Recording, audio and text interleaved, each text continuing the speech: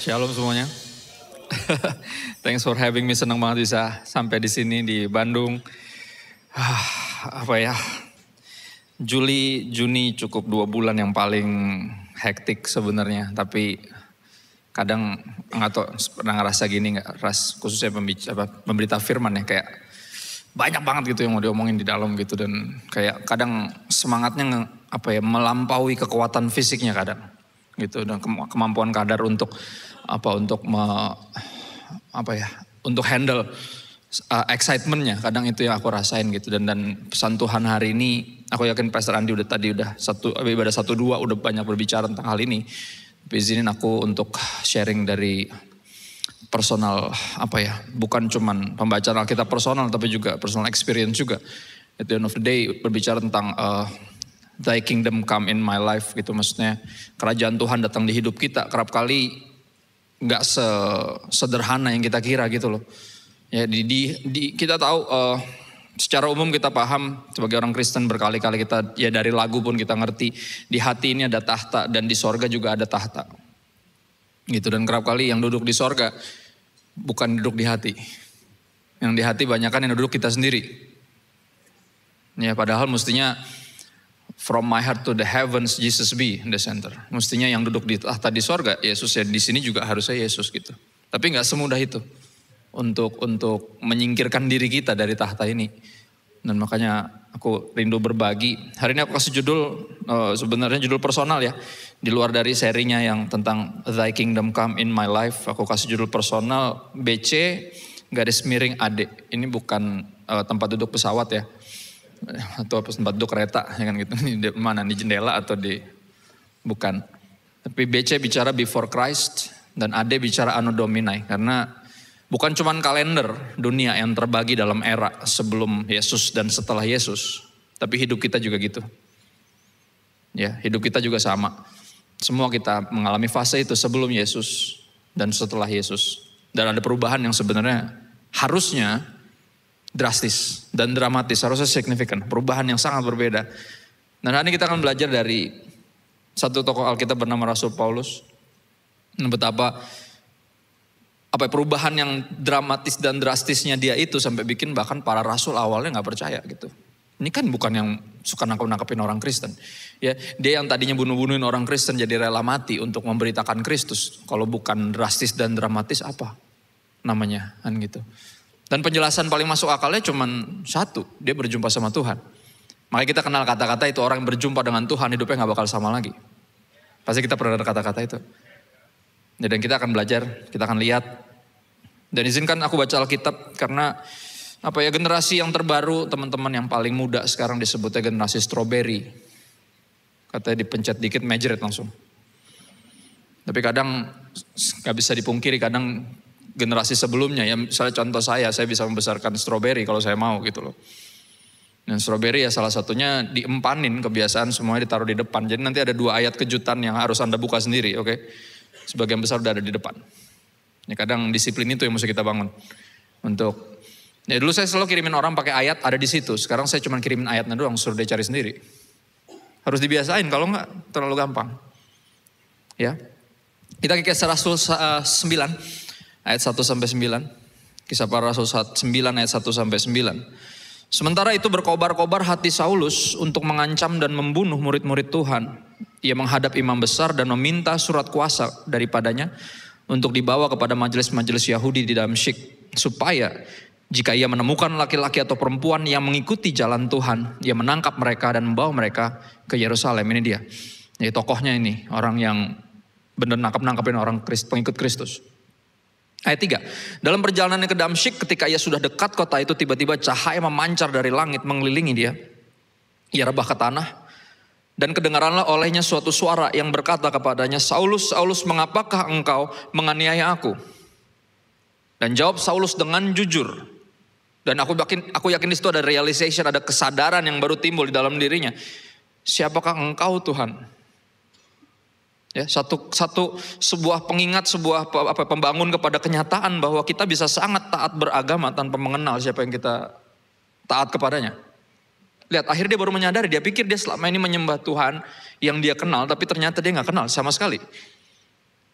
Ya karena dia berpikir apa dia lagi melakukan bakti bagi Tuhan. Nangkep-nangkepin para pengikut sekte kan gitu. Pengikut Yesus kan dicapnya ikut sekte dulu.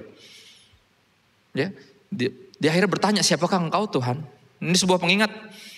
Ya, seorang bisa sangat taat beragama tanpa mengenal siapa yang kepadanya dia taat, atau tanpa mengenal siapa yang dia sembah. Dan that's what the dangerous thing about religion.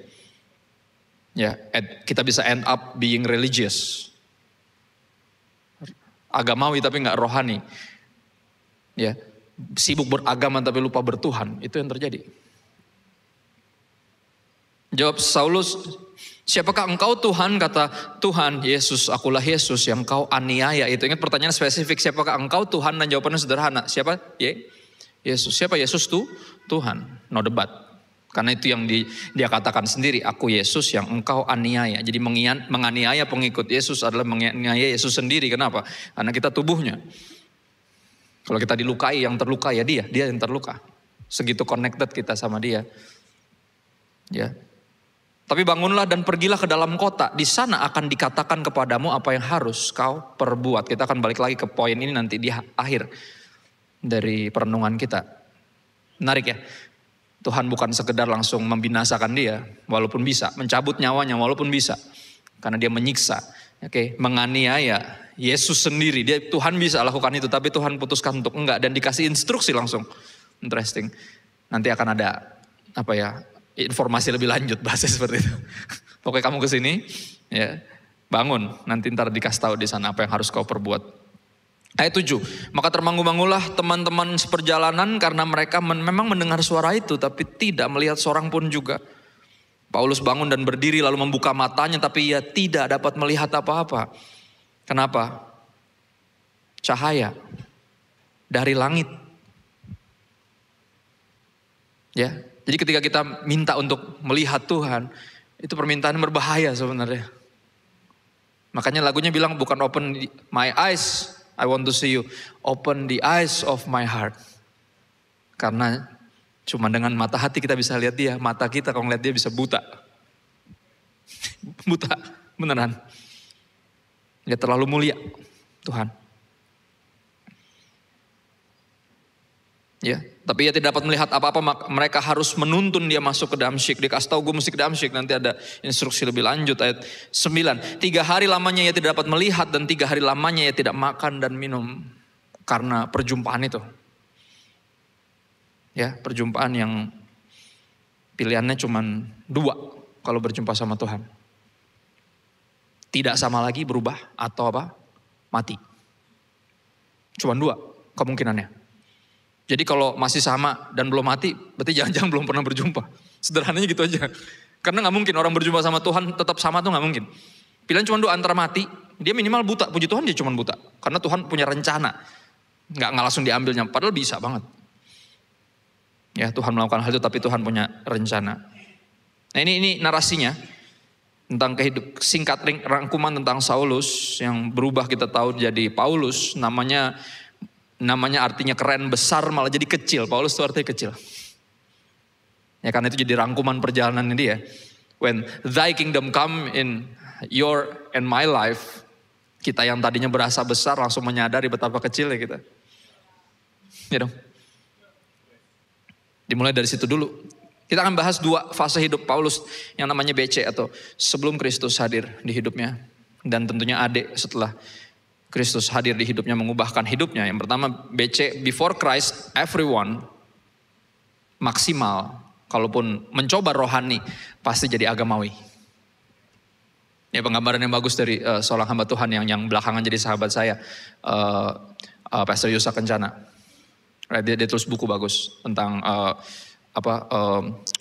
milenial sama Z generation, gimana cara ininya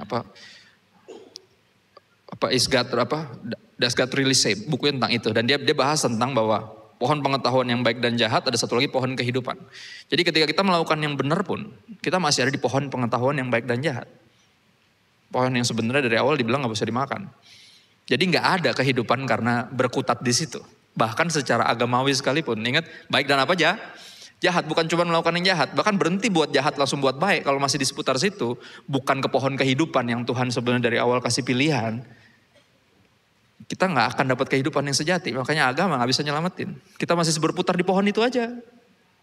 Ya mestinya ke sini memperoleh hidup itu. Maka Yesus pernah menegur dengan keras para ahli Taurat yang berkutat dengan ayat-ayat, dan Yesus bilang gitu kan, kamu membaca kitab suci tapi nggak menyadari bahwa semuanya itu ditulis tentang saya. Ya. Dan kalaupun kamu menyadari itu tentang saya, kamu menolak datang kepada saya untuk memperoleh hidup itu. Karena hidupnya nggak terletak di ayat-ayat ini, bukan ininya yang sakti dalam tanda kutip. Bukan ininya yang menghidupkan, tapi Yesusnya yang menghidupkan. Siapa yang kita jumpai ketika kita baca Alkitab? Kalau bukan Yesus berarti salah baca. Karena it's all about Jesus. Karena bukan tentang beragama Kristen, tapi tentang Yesusnya. Ini yang terjadi. Ini fase hidup Paulus, Saulus namanya dulu. Dia sangat religius. Orang selalu berpikir gitu, yang penting gue udah gak bikin dosa lagi karena gue udah mulai kebaktian, udah mulai pelayanan. Tapi itu pun masih gak menyelamatkan.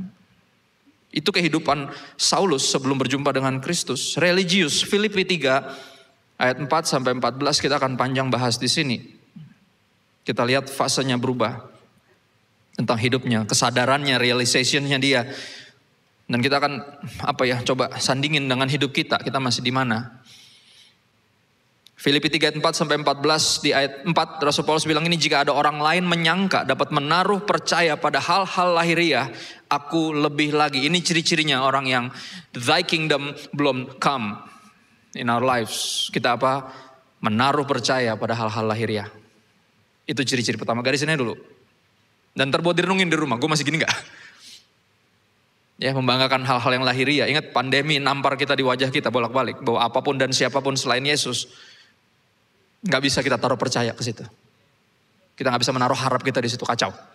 Berantakan, bisa ada dan gak ada gitu aja. Ya. Ini dia kebanggaannya, dia disunat. Dia bilang saya disunat pada hari ke-8 dari bangsa Israel. Dari suku Benyamin, orang Ibrani asli, kebanggaan dia nomor 1. Kedua, tentang pendirian terhadap hukum Taurat, aku Farisi, kebanggaan yang kedua. Ketiga, tentang kegiatan aku penganiaya jemaat. Dan dia melakukan dalam nama siapa? Tuhan. Dia pikir dia lagi berbuat bakti bagi Tuhan, kan lagi nangkep-nangkepin pengikut sekte. Itu yang dia rasa. Dia rasa sebagai berbuat bakti bagi Tuhan. Nah ini menarik, tentang kebenaran dalam mentaati hukum Taurat Aku tidak bercacat. Ini dia sebelum Kristus. Saulus sebelum Kristus, gila gak tuh? Dan kita masih ada banyak yang berupaya untuk nyampe di sini, titik ini. Untuk hidup sesuai sama melaksanakan perintah dan menjauhi larangan. Kita masih berusaha nyampe ke sini, yang adalah kalaupun nyampe sini masih di pohon itu. Pohon yang dilarang dimakan itu sebenarnya dari awal. Ya, religius bukan tujuan. Kristus datang untuk kita jadi pribadi yang religius, bukan. Dia datang untuk memulihkan hubungan, karena hubungan yang terputus ketika manusia bikin dosa, bukan agama yang rusak. Makanya dia datang untuk memulihkan hubungan kita dengan Bapa. Ya, dan ini dia cirinya. Sebelum thy kingdom come in our lives, personally we become religious, just like Saulus. Ini ayat bonus ya, aku minta teman-teman buka semuanya. Saudara-saudara buka. Di Kolose 2 ayat 21 sampai 23. Ya bisa HP-nya dibuka, mudah-mudahan ada Alkitab. Kalau gak ada bisa diinstal. Gak nyampe semenit. Gak nyampe 2 mega. Kadang 0,4 mega juga ada, yang semuanya gratis. Paling bayar kuota. Ya, Kolose 2 ayat 21 sampai 23. Kalau udah nyampe katakan amin. Kalau belum saya tunggu. Gimana, aman? Masih ada yang gini-gini berarti belum. Ya, Kolose 2, 21 sampai 23 dikatakan gini. Jangan jamah ini. Jangan kecap itu. Jangan sentuh ini. Kecap tuh dimakan, dirasain, dicicipin. Oke? Jangan sentuh ini. Semuanya itu hanya mengenai barang yang binasa oleh pemakaian. Dan hanya menurut perintah-perintah dan ajaran-ajaran manusia. Perhatiin kata-kata ini. Peraturan-peraturan ini, walaupun nampaknya penuh hikmat, dengan ibadah buatan sendiri, seperti merendahkan diri, menyiksa diri, menghukum diri kalau kita bersalah misalnya, tidak ada gunanya selain untuk memuaskan hidup duniawi. Lihat, dengan berani Rasul Paulus bilang keagamawian itu duniawi. Ngeri ya? Kita selalu berpikir, duniawi itu gak peduli sama Tuhan. Ternyata agamawi pun kayaknya peduli sama Tuhan, sebenarnya lagi sibuk sama, lagi heboh sendiri. Dengan semua peraturan-peraturan bikinan sendiri dia bilang. Gak ada gunanya selain memuaskan apa? Manusiawi. Nafsu, memuaskan hidup duniawi. Rasul Paulus bilang dengan berani, religius itu duniawi. Kenapa? Karena dia bilang, saya dulu kayak gini. Kata Paulus, saya sebelum berjumpa sama Yesus, sebelum Yesus nyamperin saya. Ini saya, kata dia. Dan kita lagi banyak dari kita lagi berupaya untuk jadi kayak gini. Jadi Saulus yang sebelum ketemu Yesus. Mau ngapain? Ya kan? Mau ngapain? Before Christ. Apa? Religious. Dan artinya apa? Meyakinkan kita bahwa kita desperately needed for a savior. We cannot save ourselves. Kita gak bisa nyelamatin diri sendiri. Karena itu yang terjadi ketika kita beragama. Sungguh-sungguh beragama kita pikir kita bisa nyelamatin diri sendiri. Tapi kita gak bisa. Ketika udah sadar gak bisa, baru kita berteriak apa? Minta tolong. Baru kita sungguh-sungguh menyadari betapa signifikan dan pentingnya dan terutamanya pengorbanan Kristus. Yesus, ya, jadi semakin bersinar. Sebelumnya ya agak samar-samar lah. Oke, Yesus penting, oke Yesus bersinar, tapi yang lain juga penting kan gitu. Yang lain juga menggoda, bahasanya kan menggoda.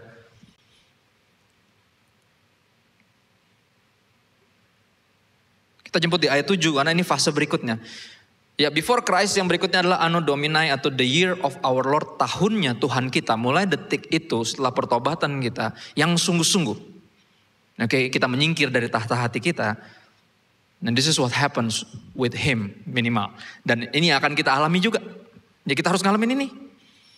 Mereka kalau orang ditanya kapan pertobatannya harus bisa dijawab. Karena pertobatan dimulai dari mana? Bukan ketika mulai jadi agamawi, mulai kebaktian ke gereja. Patokannya bukan di sana. Patokannya di ketika saya udah menyingkir dari tahta hati saya. Ketika kekristenan saya bukan tentang saya lagi. Mungkin gak kekristenan kita tentang kita? Sangat mungkin. Yang minimal itu saya dulu. Saya percaya Yesus biar kalau nanti mati gak masuk neraka, bisa masuk surga. Gak ada urusan sama Yesus. Saya cuma gak mau masuk neraka aja. Ya, saya pelayanan biar diberkati. Nggak ada urusan sama Yesus, enggak. Cuman pengen diberkati aja. Lagian siapa yang mau terkutuk? Nggak ada yang mau kan. Semua pengen diberkati kan. Tapi kalau saya pelayanan cuma buat diberkati, salah lah. Kita harusnya pelayanan buat apa sih? Menyatakan apa? Ungkapan syukur kita. Karena dia udah terlalu baik. Ya kan? Dengan apa akan ku balas. Makanya lagu itu. Segala kebaikanmu, segenap hatiku menyembahmu Yesus. Bentuknya setelah itu semua yang kita lakukan dengan segenap hati karena kita tahu ini buat Tuhan, karena ini penyembahan kita. Setelah itu semua bentuknya pengabdian kepada Tuhan. Tapi kalau pelayanan buat diberkati, kita pelayanan bukan buat dia, buat kita. Ya, dan apa? Berikutnya apa? Kita jaga kekudusan, kita gak jahatin orang. Biar gak kena azab, gak ada urusannya sama Yesus. Gak ada urusannya karena saya tahu ternyata dia tuh kudus. Berarti saya juga harus kudus. Gak ada akan penghormatan Tuhan, gak ada. Urusannya apa? Cuman gak pengen dijahatin orang aja. Makanya kita gak jahatin orang lain. Ya. Tapi this is what happens with Paul dan yang udah berubah jadi Paulus, Saulus yang udah berubah jadi Paulus. Ayat 7, kita jemput di situ. Dia berubah jadi apa? Namanya Kristen. Kristianos. Ya. Kristus kecil. Yang tujuan hidupnya adalah cuma satu. Mau jadi seperti Kristus dan memuliakan Kristus. It's all about Jesus. Baru di situ berarti ada yang kita udah menyingkir dari tahta hati kita. Sekarang Yesus yang duduk. Ya, Anno Domini. Setelah Yesus hadir. Ayat 7. Tetapi apa yang dahulu merupakan keuntungan bagiku, semua kebanggaanku yang tadi, yang udah dibahas di depan tadi, sekarang ku anggap rugi karena Kristus. Karena Yesus hadir, tiba-tiba yang semuanya yang dibanggain jadi biasa aja. Jadi ceritainnya juga gak bisa bangga-bangga banget. Karena ya gak penting lah gitu. Yang tadinya kebanggaan tertinggi. Kalau udah ngobrolin pasti ngobrolin itu. Ya kan? Tiba-tiba jadi apa? Dianggap rugi. Malahan segala sesuatu ku anggap rugi. Bukan cuma itu doang yang saya banggakan dulu. Malah semuanya dan lain-lain. Oke, berapa hal yang tadi saya paling banggakan dan yang lain-lain semua jadi apa? Jadi rugi. Karena pengenalan akan Kristus Yesus Tuhanku lebih mulia daripada semuanya. Dramatis, drastis banget perubahannya. Tadinya semua tentang diri sendiri, sekarang jadi tentang Yesus. Kalau di pengalaman sehari-harinya tuh jadi kayak gini. Saya awal banget bertobat tuh pokoknya sederhana banget. Alkitab yang tadinya obat tidur bikin saya nggak bisa tidur. Right. Dan saya kalau baca sesuatu pasti dapat sesuatu dan pengen bagiin ke orang lain. Enggak sabar pengen bagiin. Nah, ada momen di mana teman-teman saya ngajak nongkrong nih, ajak jalan nih, saya sampai tolak, saya bilang gini, aduh, gua nggak ikut dulu deh kali ini. Kenapa sih? Ada apaan sih? Lu kenapa sih? Ada pendalaman Alkitab ya? Enggak sih, gue baca Alkitab sendiri aja juga belum kelar nih, kasihan nih si Ayub nih, kenapa nih? Kayak nggak menarik gitu loh. Yang ini udah nggak menarik, padahal wah anak nongkrong banget saya. Tiba-tiba udah kayak cuman buat baca Alkitab doang. Orang pasti pikir cuman buat baca Alkitab doang, tapi buat saya ini yang saya rindukan. Ini yang saya paling pengen tahu. Ya, apa hubungan ini Ayub sama Yesus kan gitu. Karena itu yang paling saya pengen kenal. Dia yang paling saya pengen kenal. Itu yang terjadi setelah Tuhan hadir di hidup saya. Bukan dia gak hadir dari dulu, dia ada. Cuman saya gak aware aja. Saya gak ngerespon dengan benar. Ya. Nah ini ayat ini keras nih, coba lihat. Oleh karena Yesus lah, aku telah melepaskan semuanya itu. Hal-hal yang aku banggakan tadi. Termasuk religious performance, pencapaian agamawi saya. Oke, semua pelayanan saya. Dan menganggapnya sampah. Supaya aku beroleh Kristus. Bahasa Ibraninya kasar banget. Saya sebutin boleh gak ya? Ntar disensor lagi. Kasar banget nih, bener. Mau tahu bahasa Ibraninya? Tai anjing. Exactly. Itu tujuan dia ngomong itu. Biar kita jijik. Saudara bukan hanya gak membanggakannya, tapi sampai jijik. Ketika nginget zaman dulu kita sombongin semua itu, kita malu sendiri. Aduh, ya ampun, zaman kegelapan. Benar? Semuanya pencapaian itu. Ya ingat dia orang yang sangat agamawi loh, bukan yang hidup dalam dosa yang zaman dulu. Dosa udah jelas gak bisa dibanggain. Tapi bahkan keberhasilan pencapaian agamawi juga gak bisa dibanggain. Dia bilang apa? Tai anjing. Dibanding siapa? Dibanding Yesus. Nah kerap kali kita suka gagal soalnya apa? Suka jarang membandingkan Yesus sama yang lain. Kalau kita bandingin dengan jujur, udah tahu mana yang nyala lah. Ya masa Yesus dibandingin sama tai anjing? Jauh dong. Bisa gak kita ngelihat yang lain ketika dibandingin sama Yesus tuh kayak harta sama Yesus harta dan kayak semua yang lain jadi kayak tai anjing itu. Jauh sekali. Itu justru tujuannya untuk bikin kita ngerasa jijik. Exactly. Karena itu yang terjadi ketika kita menyingkir dari tahta hati kita. Ketika ngelihat kita yang dulu. Malu dan juga jijik sendiri. Gila gue dulu kenapa sih kan gitu. Ya, dengan jujur kita akan merenungkan itu. Kok gue dulu bisa sampai ya ampun. Tujuannya apa dia melakukan hal itu? Melakukan perbandingan yang ekstrim seperti itu. Tujuannya apa? Supaya aku memperoleh Kristus. Itu yang dia lakukan. Dia terus ingatkan dirinya. Semua yang saya banggakan ini sampah. Dibanding Kristus. Supaya aku sungguh-sungguh memperoleh dia. Supaya saya sungguh-sungguh bisa apa? Menghargai dia. Menyadari keberhargaan Kristus. Ayat 9. Dan berada di dalam Yesus bukan dengan kebenaranku sendiri. Karena mentaati hukum Taurat kayak yang dulu. Bukan. Melainkan dengan kebenaran karena iman atau kepercayaan kepada Kristus. Yaitu kebenaran yang Tuhan anugerahkan berdasarkan iman. Jadi apa? Bukan saya membenarkan diri, tapi Tuhan yang membenarkan saya. Difference.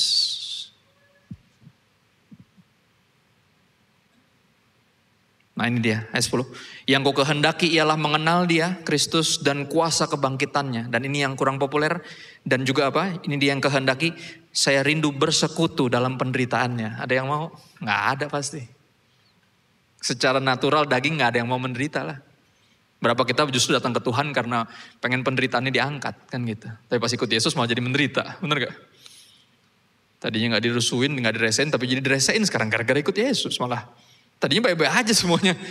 Kok jadi ribet gara-gara ikut dia, ya kan? Tapi ini Rasul Paulus pengen. Kenapa sih dia bisa se ekstrim itu sampai merindukan persekutuan dalam penderitaan? Bukan cuma mengenal dia belajar-belajar Alkitab, right? Pengen datang ke ibadah-ibadah pencurahan kuasa. Misalnya saya pengen terima kuasa, saya mau mengenal dia dan kuasa kebangkitannya. Tapi dia juga pengen ambil bagian dalam penderitaan Yesus. Satu kerinduan yang aneh. Tapi jadi masuk akal ketika apa? Ketika yang duduk di tahta udah bukan kita lagi.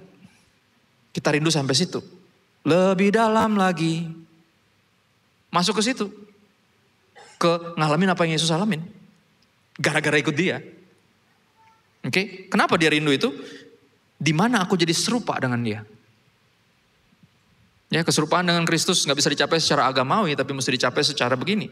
Benar-benar ikut dia sampai di level ngalamin apa yang dialamin semuanya tuh. Penolakan, direndahin, difitnah, ditikung sama teman sepelayanan, right? Pas ngalamin itu. Ya namanya Christ experience, mengalami Kristus.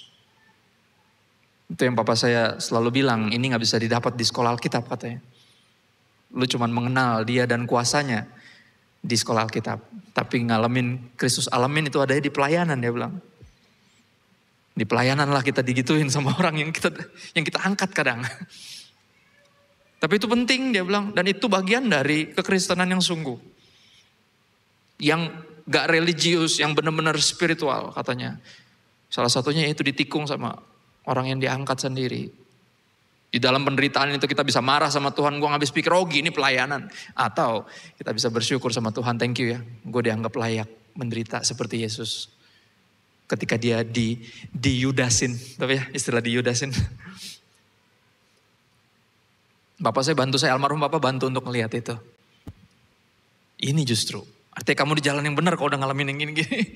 Kalau belum berarti apa? Bahasa anak sekarang tuh kurang. Udah dalam tapi kurang dalam. Kurang. Ayo sini, masuk lebih dalam lagi. Makanya orang biasanya udah jarang yang masuk lebih dalam karena udah tahu, udah pernah di dalam. Aduh enggak lah, gue jemaat aja lah. Gitu. Padahal apa? Mengejar keserupaan sama Kristus, di mana aku jadi serupa dengan dia di dalam penderitaannya, kata Rasul Paulus. Ayo masuk lebih dalam. Kalau enggak ya bosan. Kristenannya gitu-gitu aja, agamawi. Ya. Di mana aku jadi serupa dengan dia dalam kematiannya, tujuannya apa? Supaya aku akhirnya beroleh kebangkitan dari antara orang mati. Kekristenan bicara bukan tentang orang jahat belajar jadi baik, tapi orang mati dibangkitkan. Sebuah pengingat untuk terus diingatkan. Ya, udah ada perbedaan yang drastis belum? Karena orang mati sama orang hidup kan lain. Ada amin. Nggak beda dikit bukan? Ayat 12. Bukan seolah-olah aku telah memperoleh hal ini atau telah sempurna. Melainkan aku mengejarnya. Kalau aku dapat juga menangkapnya karena aku pun telah ditangkap oleh Kristus. Ini menarik. Saya ngejar. Bukan karena saya tahu saya bisa nangkep. Sebenarnya saya gak bisa nangkep. Tapi gini, saya ngejar kenapa? Gara-gara saya udah lebih dulu ditangkap. Dia bilang gitu. Kayak orang jatuh cinta. Ada istilah itu kan, kejarlah daku kau tangkap, tau gak? Aneh kan? Lu yang ngejar gue tapi gue yang nangkap lu. Bingung kan? Itu yang terjadi. That's what happens ketika dia udah bertahta di hati kita. Kita menyadari secara performance daging kita gak akan mampu mencapai kekudusan yang dia perintahkan. Tapi apa? Saya mengejar itu seolah saya bisa dapat, padahal saya gak bisa dapat. Tapi apa? Kenapa saya kejar? Karena saya lebih dulu ditangkap sama dia. Ayat 13, saudara-saudara aku sendiri tidak menganggap bahwa aku telah menangkapnya. Dia bilang gitu, sekali lagi dia ulang kata-kata itu. Jangan lu pikir gue ngomong gini karena gue lebih rohani dari lu. Enggak, ini bukan tentang siapa yang lebih rohani. Ini tentang perbedaan yang drastis. Sebelum dan sesudah berjumpa dengan Kristus. Sebelum thy kingdom come and setelah thy kingdom come in my life.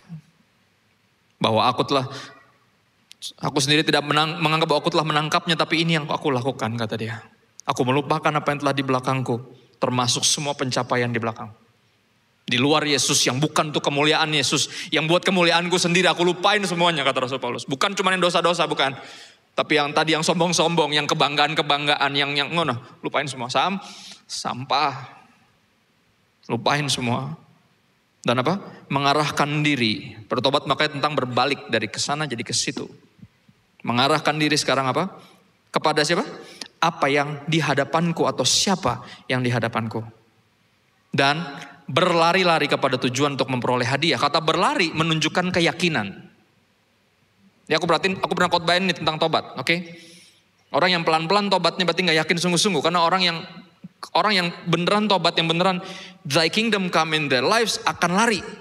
Lari menunjukkan keyakinan. Kalau masih begini-begini, ya kan dikit-dikit dosa lama bersemi kembali kan susah.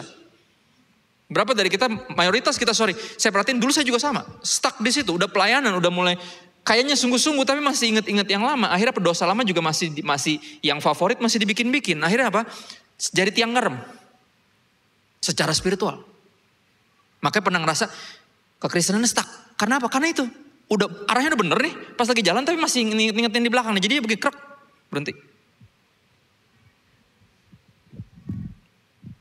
Ya tapi ini dibilang.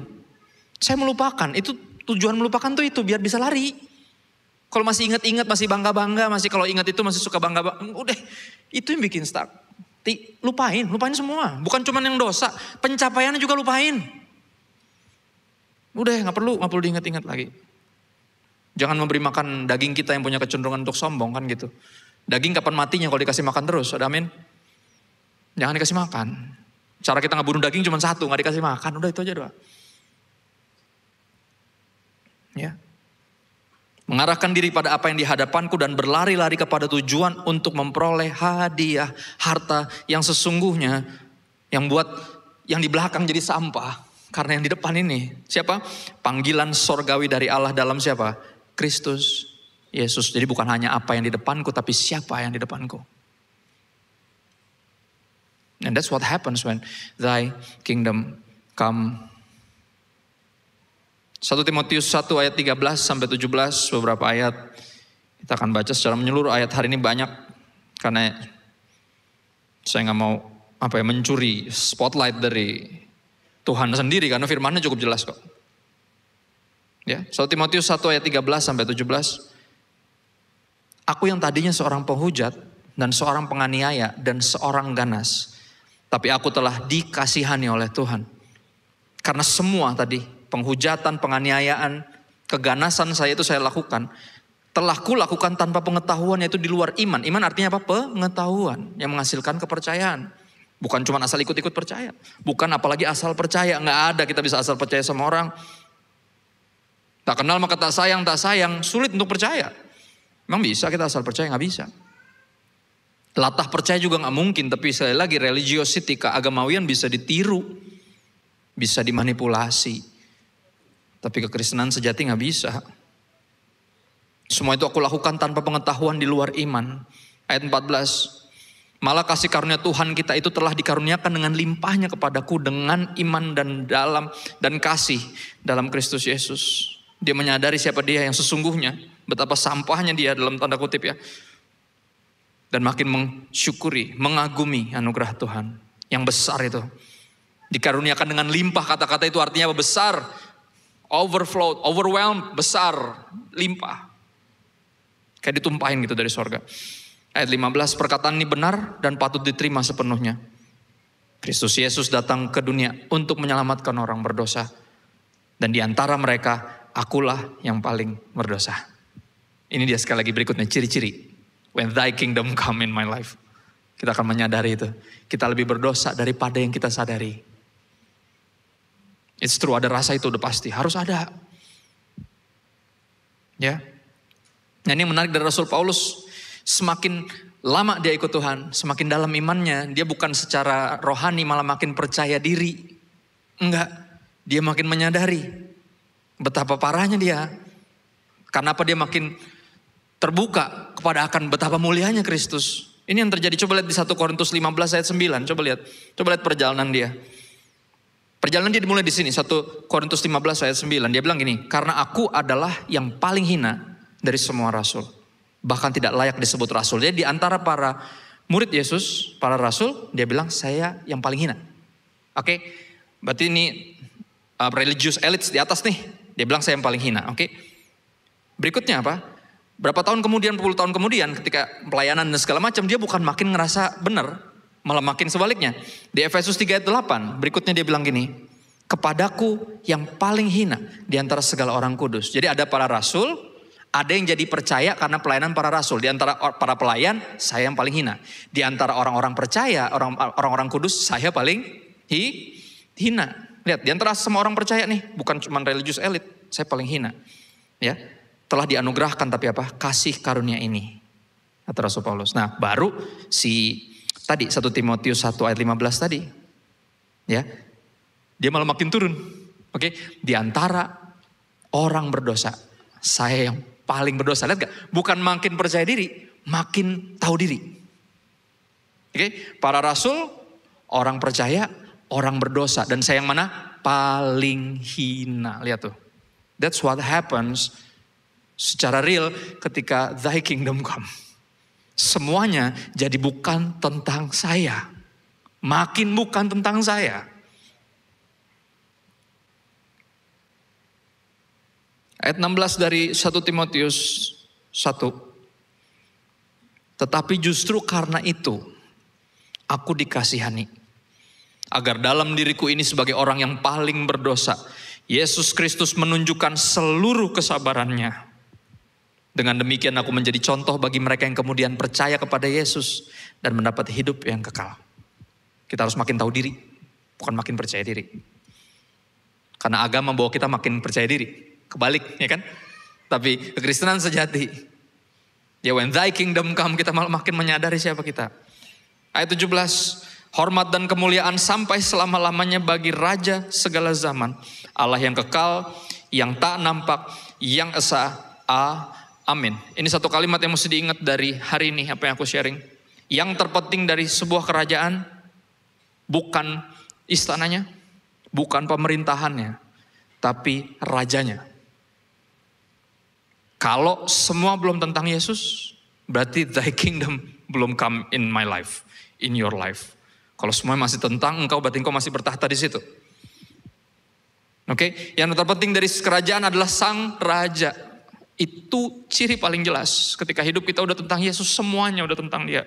Ketika kesaksian kita bukan berisi apa yang kita lakukan buat Tuhan, tapi kita ceritain apa yang Dia lakukan buat kita di dalam Yesus. Itu ciri yang paling jelas. Berapa ayat terakhir ada di sini? Kisah Para Rasul 9 ayat 17 sampai 19 ini lanjutan dari perjalanan Rasul Paulus.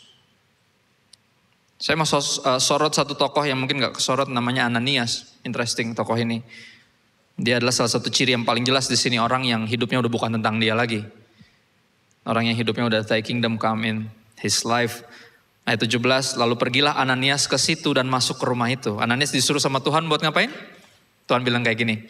Jadi gini, ada orang, oke, namanya Saulus. Dia ada punya surat resmi tuh buat nangkep-nangkepin kalian, termasuk lu. Kan dia pendeta nih Ananias nih. Oke. Orang itu gue bikin buta, kan gitu. Tuhan bilang gitu. Iya, terus kenapa Tuhan? Puji Tuhan dong jadi buta, kan gitu. Nggak jadi bunuh gue dong. Bagus dong, orang kayak gini mah maksudnya disingkirin aja, kenapa lu masih. Enggak, gini, gue pengen lu ke Damsyik, oke. Gue pengen lu doain dia. Nah, buat apaan? Ya dia bisa ngelihat lagi dah. Kalau dia melek langsung bunuh gue gimana? Enggak, soalnya gue mau pakai dia. Gila gak? Kalau dia nurut sejujurnya, kalau saya jadi dia, saya akan mikir ulang, ajak istri saya kita doa puasa dulu 40 hari kalau perlu. Kasihan butanya bukan cuma 3 hari, 40 hari. Kenapa kalian mikir dulu, gimana kalau dia melek langsung gorok gue gimana? Dia datang buat bunuh-bunuhin kita kok. Tuhan bikin buta, ya puji Tuhan dong. Kok malah sekarang gue suruh doain dia? Jawabannya cuma satu, Tuhan bilang apa? Perintah cuma satu, karena gue mau pakai dia. When thy kingdom come in your life, apa yang penting buat Tuhan jadi penting buat kita.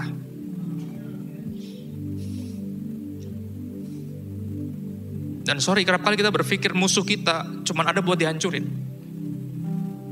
Orang-orang yang gak suka sama kita, bukan setan ya, kalau setan udah jelas lah buat dihancurin. Tapi manusia yang mungkin mau jahatin kita, mungkin mau nipu kita atau segala macam, kita bersyukur kita diluputkan dan kita gak nyangka. Gak pernah mengira, berpikir bahwa orang ini justru kita akan mesti reach out untuk dimenangin juga buat Tuhan. Kita selalu punya kecenderungan ya, memandang orang yang menentang kita di dalam keimanan kita kepada Yesus adalah sebagai ancaman, right? Kita menganggap mereka sebagai ancaman yang mesti disingkirkan. Kita selalu melihat mereka sebagai musuh yang harus dikalahkan. Tapi Tuhan mau bawa kita. Ujian iman salah satu yang terberat adalah itu, untuk memandang mereka bukan sebagai musuh yang harus dikalahkan, tapi sebagai jiwa yang harus dimenangkan. And it's hard. It's really hard. Dan kalau dia gak bertahta, gak akan terjadi itu. Bener, Ananias gak bakal jalan. Tapi ini yang dia, ayat firman Tuhan bilang gitu. Pergilah Ananias ke situ dan masuk ke rumah itu. Ia menumpangkan tangannya ke atas Saulus. Dengan saya yakin pasti gemeteran tuh, ngecek dulu nih ada pedang nggak di sebelah nih. Ini orang ini udah masih ada senjatanya nggak nih? Ya dong, pasti gemeteran tuh. Ia menumpangkan tangannya ke atas Saulus. Katanya Saulus, apa kata-kata di situ? My brother.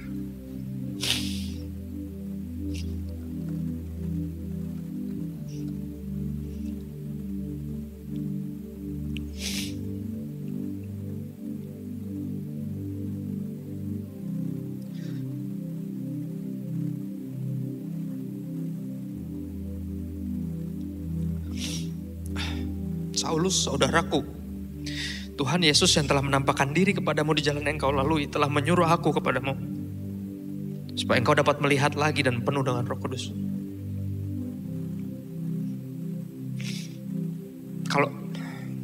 Kalau dia belum jadi raja atas hidup kita, gak bakal kita bisa bilang gini. Gak bakal kita mau doain orang jahatin kita, gak bakal. Udah bagus gak kutuk jadi kodok. Ngapain gue mesti doain dia? Ngapain kita mesti berkatin dia? Ngapain kita nolongin dia?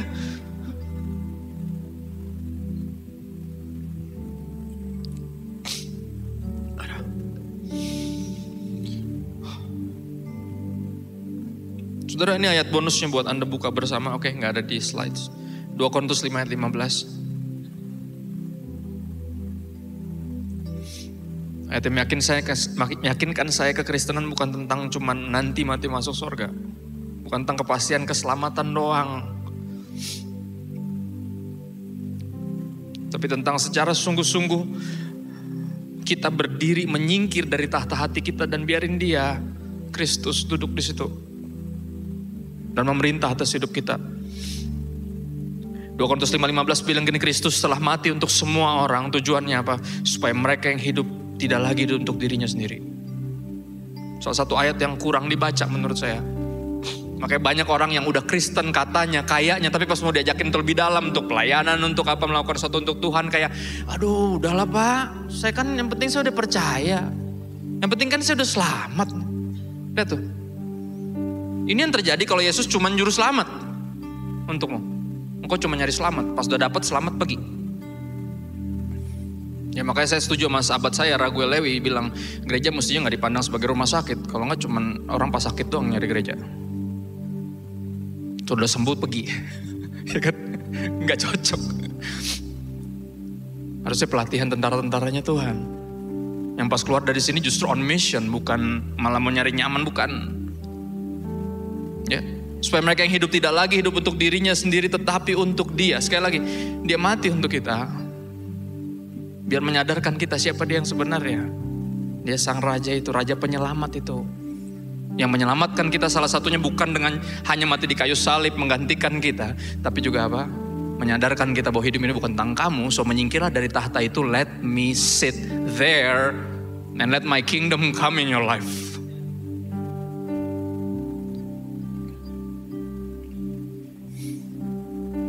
Ya, bagi Dia, untuk Dia yang telah mati dan telah dibangkitkan untuk Anda dan saya. Lihat, kalau kita pandang sekali lagi cuma secara religius, yang kita cari cuma selamat, cuma berkat, cuma semuanya jadi baik-baik saja. Tapi kalau kita pandang secara Kristen, when His kingdom come, Anno Domini, when we are truly Christian now, ketika kita sungguh-sungguh Kristen sekarang, kita menyadari ini, it's all about Him, all of it. Makanya ayat 18 kita jemput nih ayat 2 ayat terakhir 3 ayat terakhir sampai ayat 20. Kisah Rasul 9 ayat 18 sampai 20 dan seketika itu juga setelah Ananias tumpangin tangan ke atas Paulus dibilang itu seketika itu juga seolah-olah selaput gugur dari matanya. Sehingga ia dapat melihat lagi, ia bangun lalu dibaptis dan setelah ia makan, siapa yang ngasih makan? Ya udah pasti Ananias, enggak ada makanan di situ. Pulihlah kekuatannya Saulus. Saulus tinggal beberapa hari bersama-sama dengan murid-murid di Damsyik. Lihat murid-murid mulai ngumpul di situ. Ayat 20. Ketika itu juga ia memberitakan Yesus di rumah-rumah ibadat dan mengatakan bahwa Yesus adalah anak Allah. Perbedaan yang drastis. Tiba-tiba seluruh hidupnya semua tentang Yesus. Bukan tentang dia punya religious performance. Ya, dan ini undangan yang penuh kasih sebenarnya. Jangan pernah ngerasa dipaksa untuk minggir dari, minggir. Kan gitu, disuruh minggir dari tahta hatimu. No, this is for your own good. Because when Christ is king, there is peace. Ketika Kristus raja, ada kedamaian. Semua jadi bukan tentang kita. Jadi kita gak dikit-dikit sewot, dikit-dikit marah, dikit-dikit kecewa, dikit-dikit tersinggung. Ya kan, ketika kita dikit-dikit begitu, itu semua tentang kita. Gak dihargain dikit, gak dianggap dikit, ngamuk, gak suka. Itu ciri-cirinya masih duduk di situ berarti. Karena when it's all about him, there is peace. It's all about the king. Yang terpenting dari kerajaan adalah rajanya.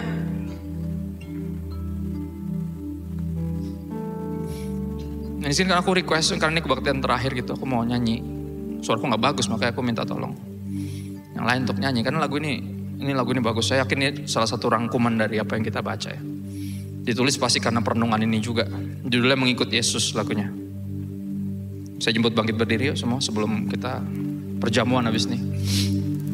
Semua karena anugerah-Mu hari ini ada. Bukan karena kuatku, namun karena Roh-Mu. Ku bawa hatiku, Tahta itu, penyembahanku. Ku semakin berkurang, Yesus semakin bertambah. Mengikut Yesus, itulah kesukaan hatiku. Ku lepas semua hakku untuk mengenal kehendaknya di hidupku.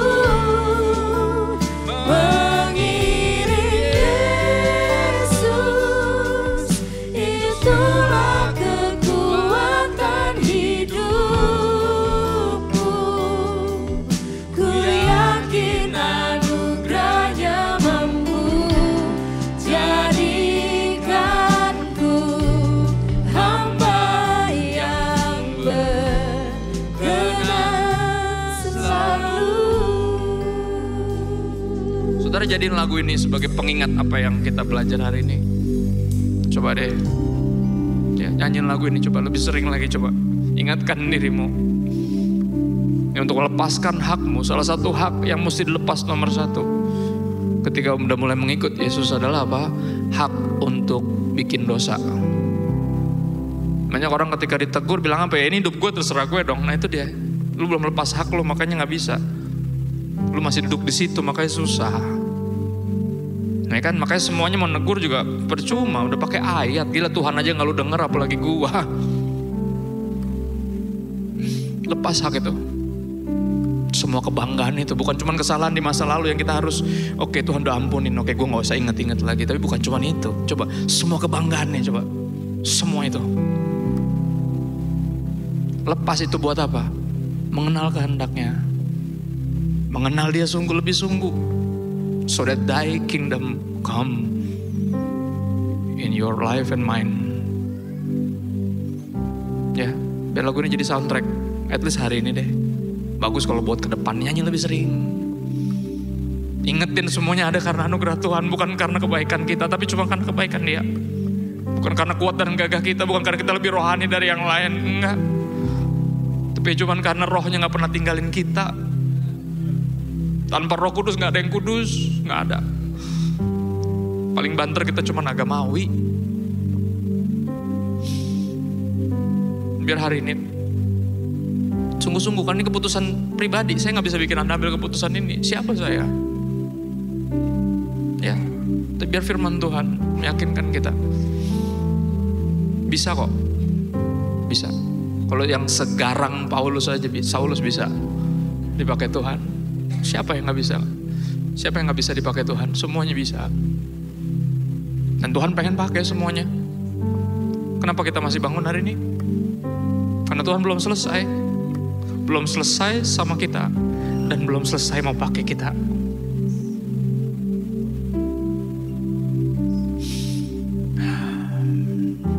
Kasih Tuhan buat hari ini, bersyukur buat hadirat-Mu yang menguduskan kami. Kami tahu bukan kekudusan kami yang menarik hadirat Tuhan ke sini, bukan hadirat-Mu yang menguduskan kami. Makasih. Makasih buat anugerah-Mu yang gak pernah berakhir di hidup kami. Terima kasih buat kesabaran-Mu. Kesabaran-Mu. Sang Raja yang dari awal adalah Raja yang berhak pemerintah. Tapi Engkau datang untuk melayani. Engkau datang untuk berkorban. Engkau datang untuk menyelamatkan. Minta bantuan Roh Kudus untuk sungguh-sungguh memampukan kami untuk menyingkir dari tahta hati kami. Dan melupakan semua kebanggaan-kebanggaan masa lalu kami yang gak ada hubungannya sama pemuliaan Yesus. Roh Kudus bantu kami. Bantu kami. Untuk membanggakan hanya Yesus saja. Because it's all about Jesus. This kingdom is all about the King.